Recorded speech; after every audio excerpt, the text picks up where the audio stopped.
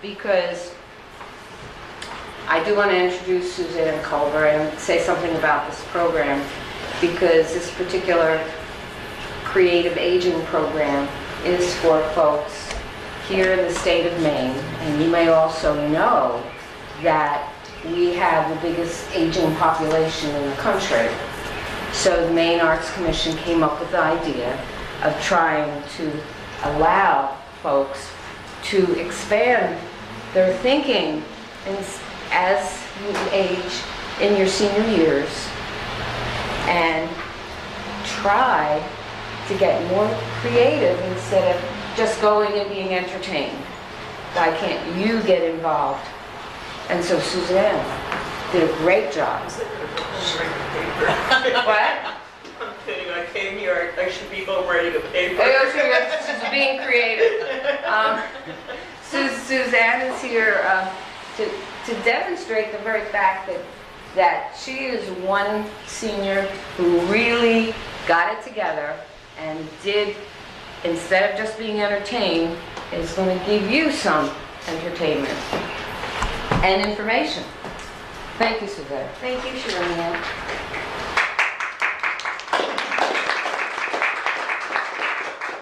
Hello, everyone. As Shirley Ann told you, I'm Suzanne Culver, a Waterville resident, not a Waterville native, which may explain why I am placing a disclaimer on the content of my presentation. I feel fairly confident that at least 80% of what I'm going to speak about is fact, and that the other 20% is my version of what has or may occur around the ducks. So how do I find myself in this position today? A few weeks ago, I joined Shirley Ann and other history lovers on a history walk around Waterville as a part of her initiative, Our Town Then and Now. I must admit that I would not be considered a history buff. But Shirley Ann and I are both members of the Waterville Main Street Design Committee, and I think it's important to support my colleagues whenever I can. A few days later, we talked about her project, and before I knew it, I had volunteered to make a presentation at the culminating event, which is where we are today. Not about history, but more about art and culture. The thing is, however, you can't have one without the other. I like to say that I am an idea person, which is what everyone says in a job interview. But I really am an idea person. My idea came to me from a song, and the band played on. You may remember it too. It's an Irish-American band song, Irish-American theme song, written in 1895 by John F. Palmer and recorded sometime later by the Jesters, much later I would guess. The song was featured in the film Strawberry Blonde in 1941 and in Alfred Hitchcock's Strangers on a Train in 1954, and most likely played a time or two by the R.B. Hall Band right here in Waterville. No singing and dancing here today, but instead I will be using that title, and the band played on, as a metaphor for change and the reinvention of here in our town, now and then. So let's turn to this history culture aspect of the talk.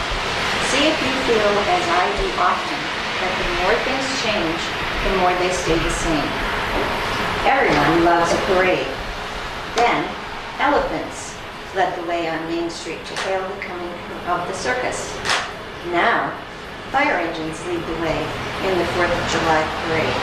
Children and adults still get a thrill from watching the passing parade. And the band played on. Up in flames. The Haynes Theater opened in 1917 and was demolished by fire in 1966. Railroad Square Cinema opened in 1978 and was destroyed by fire in 1994, but rose like the phoenix from the ashes to become a thriving art film destination now owned by the Maine Film Center and home to the Maine International Film Festival. And the band played on. A cherished public treasure, the Waterville Opera House, a central figure in our town, opened in 1902 and was host to vaudeville and comedy acts. A major renovation resulted in new seats, state-of-the-art sound and technology, and now showcases local and professional talent, performances for and by students and rock stars. A partnership in 1996 with the Waterville Regional Arts and Cultural Center was the beginning of what is now a citywide collaboration known as Waterville Creates, and the band played on. Multi-use of a mill building. The 1873 Lockwood Mill produced fine quality bed linens until they ceased operations in 1955 and laid off 700 workers. Reborn in 1956, the Hathaway Shirt Factory rebuilt with offices, a shirt making factory known for quality, style, and its signature "Mend the Eye Patch" advertising. Hathaway and Ben Warnco operated the facility until 2002, when it closed for good. In 2006, the Hathaway Creative Center, with me as its first resident, opened with 3 floors of apartments and offices. No visible evidence of anything creative going on there yet, except for the occasional Cha-Cha event. Should they change their name? The band has yet to make its way down Water Street. Art on the Hill. In the early 1950s, private collectors, many from Waterville, began donating their art collections to Colby College. This became the driver for a museum that opened in 1959. This tradition of giving has continued, most notably in 2007, when Peter and Paula Wonder of Waterville made a donation of one of the most important collections ever donated to a liberal arts college.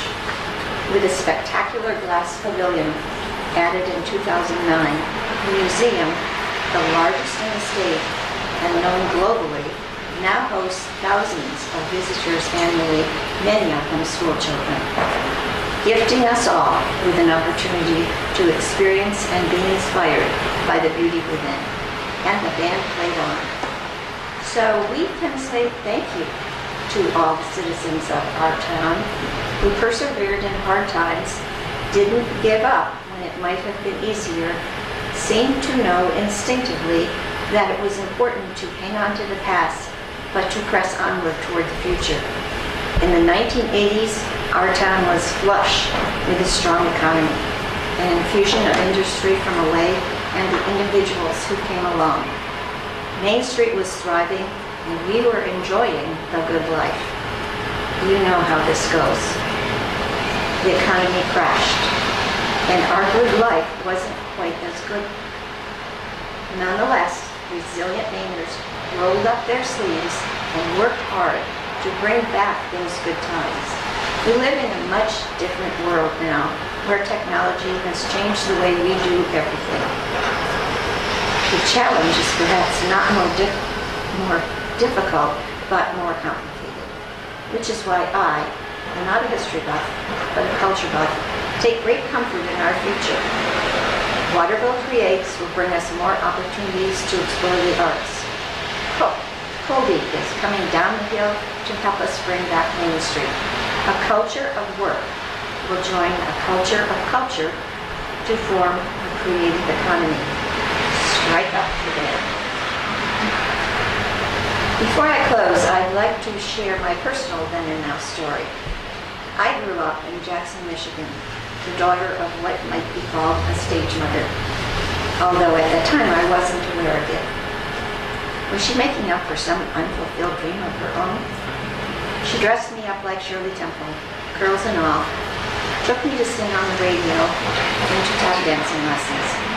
When I was a little older, I was often dropped off at the Michigan Theater for a Saturday afternoon of movies. Sitting on the aisle alone, sometimes tearing up over the drama, I had a lot of ideas rolling around in my head. After tap dancing, I studied other forms of dance and took piano lessons. Anything I wanted to do is pretty much what I did. At that time, my older cousins had outgrown their cuteness, and I reveled in the attentions of my aunts and uncles. In retrospect, I feel that these experiences informed my young life through music, dance, and time spent at the public library after school, waiting for my father to pick me up after his work. I was lost in fantasy. I could go any place or be anyone I pleased, at least in my mind. Although deemed shy, I found my way out of that shell when I was performing. I took classes in New York, studied with prominent teachers, attended concerts, Broadway shows, and visited museums. Just think of all the ideas I was storing up. Aside from my family, my adult life has been primarily centered around the arts and the people with whom I share this common interest. My mother wasn't always the easiest person to have as a parent, but as I write this, I'm very grateful for what she did for me, opening a door to my future in a way that only she could envision. So, thank you, Mama, and thank you too, Shirley-Ann, for inviting me to participate today. Thank you, Suzanne.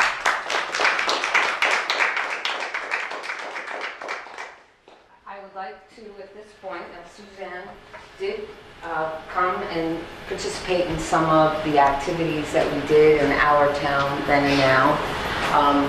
Around the room, there are other people here who participated, and we have this young lady who went on the walk with us. Can you tell us why you went on the walk with us? I've lived in Waterville about 5 years, and I didn't know anything about Waterville, so it seemed like a really good idea to just see what was out here, the history of it. But it used to be here, but it's not here anymore. There, I hear talk about all the things that used to be in Waterville. All gone. So that's why I came. And Scott Holt, who has some of the display, went on the walk with us too. And in the display there, you'll see a fire hat. And that fire hat was on a fire truck since 1910. And he also just recently published a book of the fire department, which does give us a lot of history of the disappearance Of manufacturing, I guess. of manufacturing, of the Haynes building that we saw in the video, and some other Colburn. That way. That way. And some other, and the parochial schools, they're all changing, and we have a new culture here. And we're part of the culture, and so it is up to us to make a difference as you write your paper for a class or for something else. This one's for class. For a class. So you're taking a class for you to be changing your own way of life, which is important. At the tender age of 61, I'm back in school, yes. And isn't that a wonderful opportunity that we It's have not been easy. providing here in the state of Maine, right? That's a great opportunity. And we have Richard, who has a display over there, and his display takes wine, the old, what's the name of it? Scott Paper, the old mill. You want to say something about yours? I know you don't, but you want to, I'm inviting you to say something. For the 30 years that I've lived in Waterville, I've been looking at the drab concrete wall on the crossing head of Falls Park on the Winslow side that edges on the river, and thinking it'd make a nice projection screen. And so came up with a concept to fulfill that desire, that fantasy, and we were pursuing grant funding for that to see if in fact it could be implemented. And the display in the other room shows that that concept, which is simply color, but hopefully it'll be interesting, lasting perhaps for a couple of days over the weekend. Great, thank you. And hopefully we can get that projection and we can all visit it when it happens, whether it's Well, it should be in the summertime, but it could be in the wintertime, couldn't it? And we have Kathy Coleman, who was part of the program through day one, and she attended a workshop from Mr. Collins, who went back to the history of this town. How did we get where we are? And he gave an introduction to the Kennebec River and how important the Kennebec River was for us. Is that correct, Kathy? Yes, his talk was awesome. He was so knowledgeable from the beginnings of the state itself, and then how the Kennebec really moved things along, not only as far as like industry, but culture, different cultures that grew their families and their history along the river and fanned out. It was kind of the evolution and inspiration from my quilt on the wall. It just seemed that everything went back to the river. And I think it's still partly true now because it draws in tourists. You know, the lakes, the streams, the river, everything is something that people enjoy, whether they fish or they hunt or they just go sit by the water. So it's just awesome. So he was wonderful. I'm done. Okay, and you can see her quilt, which is a reflection of the panel is a reflection of that talk and the Kennebec River, which runs through our town. So she took that idea and expanded it and made it creative and is sharing it now with the community. And we have her husband, who helped us hang the show. He also went to that talk, but he was very instrumental in getting everything hung up, which is a very important part of doing an exhibit. We have Kate, who is administrative, I don't know what to call her actually. She's an administrator of this particular program for the library, and she also had made a piece in the gallery there, which is a drawing. Do you want to tell us a little bit about that, please? Sure. By the way, congratulations. I think this is something that a little seed is being planted. And sometimes quantity doesn't matter as much as quality, and I think quality of presentation is lovely in multiple ways like this project. So I attended, when I was attending one of the classes, one of the students who is not here, Sean Weber, showed and talked about the tour that you all had been on, the walk, and I had not attended that, and had taken a photo of basically paneling at the old post office. It's called wainscoting. And I was fascinated by it. I was fascinated by the simplicity of it, by the lights and darks in it, and then I became fascinated by its history because in the state of Maine, which is the pine tree state, in 1911, it turned out that the lumber that was used was southern yellow pine. So why southern yellow pine would be used to make wainscoting in a Waterville post office was of interest to me. And so I did a pencil drawing from the photograph and did a little bit of research thanks to Larry Dodge, who supported that. And it turns out that at that time that the architect for the post office was actually from Washington, D.C., and he was commissioned to be the architect of many post offices. And that explains, it starts to unravel a few mysteries, because I have noticed, I'm from the New York area, and I have noticed some houses that are almost identical to my hometown of White Plains, New York, right here in Waterville, and they are brick. And the old post office being brick, it turns out that the architect was the architect of post offices all along the East Coast, and maybe even out west. So he probably had a contract with some lumber company to get yellow, southern yellow pine up here. So what I found to be interesting about it, that was then, and the now is that Maine wouldn't do that today, or it would be very unlikely to. If there were a new building built, there's a lot of cultural awareness of the value of working locally. And as lovely as that Maine building is, Maine certainly has enough trees to produce, some really nice wood paneling. And I think it came to mind to me that there are a number of slogans that are pertinent to this. We'll Get Maine is a whole marketing campaign. Made in Maine is certainly another one.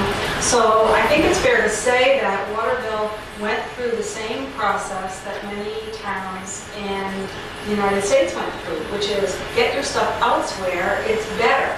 But we're finding out that that's not really necessarily better. So that's a little piece of history, and that's where I got that. And when she brought up, Larry Dodge has a display there of the genealogy of Appletons, which is the street, is Appleton Street, going all the way down here. And when we did our walk, that's the main area. We came up Appleton Street and around. And this parade that you see there, they are parading on Appleton Street. So we are still using Appleton Street as a parade route. And Miss Carter, Nancy Carter over here, is a young lady who gave me a lot of information on our walk, where the Appleton Apartments, who knows what they were originally? The Appleton Apartments are, oh, she does, go ahead. That's the original halfway shirt factory. Oh, yeah, that's right. Many That was years very ago, interesting. when we were children growing up, we lived right next to it, and we used to go talk to the ladies.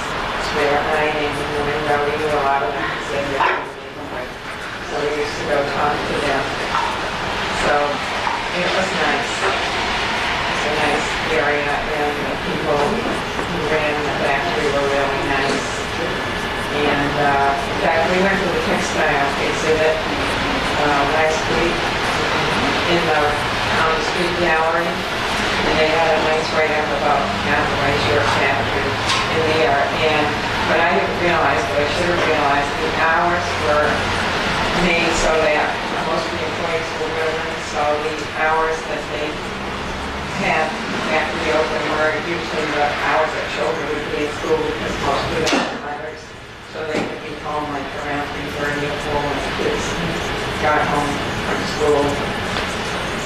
And we knew also the man who was the manager of the factory at the time as well. He was very nice.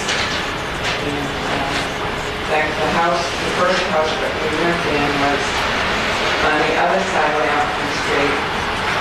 Not Appleton. That's where we lived. There were 3 houses there, and we lived in one of them when we were, growing up. We were quite young. And I think at some point that those 3 houses were actually houses that Hathaway employees lived in. In fact, one of us, a Hathaway employee family still lived in most of the store in us. So, anyway, No, that's great. I didn't know that a Hathaway person still lived there in that area. well, that not Hathaway name, but, people who were employed by, some, a family of people who, several people in the family working next door to us. The other thing I really got, which I had no knowledge of, is right down at the end of Appleton Street happens to be the Heath House, which is another family here in Waterville that is important in the development of Waterville. And I didn't even know that house existed, and then I went and took a picture of it, and it is in the historic registry, and it has the date on it. And so the next time we do this historic walk, which we're planning to do sometime along the way, perhaps next May again, we will put in that Heath House, and thanks to Nancy that we have that information. I can tell you something else about the Heath House. Okay. When the Heath family really time, it was brother and sister who lived there, and then the last one died. They had some relatives who lived in Fayetteville who inherited the house, and one of the stipulations of it was that they had to live in the house for a certain number of years. So they moved from their house in Fayetteville into that house, and I can't remember how many years it was, but they lived there quite a while. Because I think all the furniture was still in the house and so the rest of the family members with that condition. Wow. There is, the rest of the exhibit, we have, in the center in the exhibit, there is a turtle on Colby Pond. That turtle was made by a young man who wants to be named Dick Henry, but he's actually, I don't want to identify him because he wants to be known as Dick Henry. And the pebbles were taken from Colby by a Colby student, or actually she's working right now on the grounds at Colby for her summer project. And she brought the pebbles in and installed the rest of the piece. And did we forget any other things on exhibit? Oh, me. Rhubarb. I forgot. I have the growth of rhubarb. I have a photo essay of the growth of rhubarb. And I do have rhubarb that I brought from my garden this morning. If you like rhubarb, you're welcome to take it home with you. I was going to make muffins, didn't have time, but I did make some rhubarb sauce, which is sweet. So you can eat it with the rhubarb or not. And you can see the day that it started breaking ground, which was April 14th, after the snow began to go, it started breaking ground, and then as it grew, and it's flowered. Anyone else have anything to say? Thank you. Oh, yes. One other piece that I did, which goes along with kind of a historic walk. You just did walk down Silver Street. We recently moved here a couple months ago, and now we live in the yellow Victorian at 44 Silver. So I was intrigued because we found these really old things, Victorian furniture in the attic, and the frame that has my embroidery of the house wasn't in the cellar of the attic.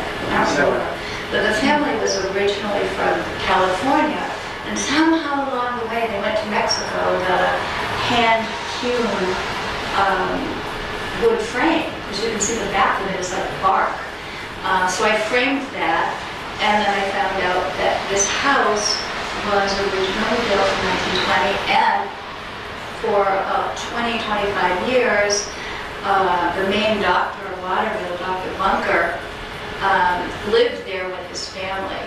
And before he could, I think, afford the house, he married Emily, the daughter of the person who owned the building where he had his office. So he married basically the boss's daughter, and she came from the Appleton family. So he moved into a more influential neighborhood and society. And his neighbor, I think 3 houses down, was Eugene Thayer. So I'm sure they had some kind of social things going on in the 30s. And he lived in the house, like I said, till 1942. And the whole family is buried in the Waterville Cemetery. So it was really cool to find out all of these things that went on, and now we're the newest owners, and we're kind of restoring the house, keeping some of the Victorian things, and then obviously someday we'll have a dishwasher. There's what, but she brought this up, and I just have to add this because the rhubarb was planted in the ground in my house over 50 years ago by the previous resident of our house, in which we are putting together, or this is my husband Richard, and he's been posting on Facebook the diary that we found when we moved into the house of 1946 and 1950, and Albert Van Adestein died in 1963. So that rhubarb has been growing for over 50 years. And it just keeps on growing, it keeps on coming. And thank you so much for coming today.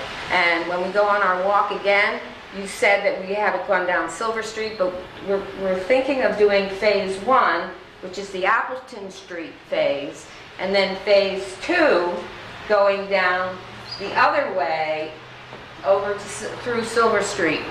So we haven't done phase 2 yet. So if you want to participate in phase 2, hey, let us know, and if you got any information, we'll put that together. Thank you. Thank you, and enjoy our refreshments and enjoy the show.